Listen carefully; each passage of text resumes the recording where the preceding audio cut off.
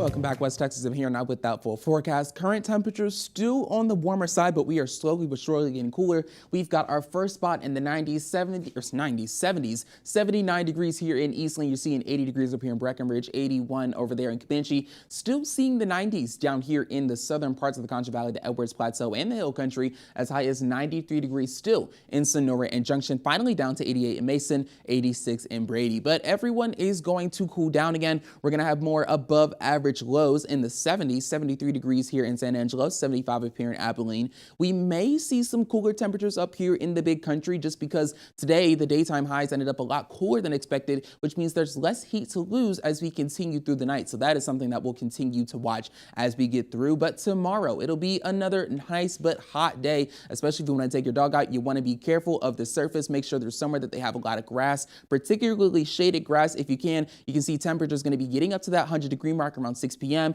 We'll be in the 90s by the time we get around 2, but we'll already be in the 80s by the time you're at work at 10 a.m. But we're going to continue with the high temperatures as we continue this week. As you probably know, we've been talking about it this whole time, up to 106 degrees possibly by the time we get into the beginning of next week. And it looks like the humidity might actually let up on us just a little bit. We'll have this high humidity in the upper 60s as we get into the end of the work week, but it seems like for the weekend, we may dip down just a little bit. And it might not seem like a big temperature difference, but you'll definitely feel it just because we'll have less of that stickiness, less of that thickness that we feel in the air when we have those high humidity values. Now, this is the high pressure ridge that is allowing us all this warm and sunny weather, and it's going to continue to stretch and grow across the U.S. You can see it's got this entire western half of the United States, and we've got the core of the high pressure ridge right down here in Mexico, south of El Paso, and that's only going to move into Texas as we get over the weekend, which is why those temperatures are going to continue to heat up as we get through. By the time we get to Monday,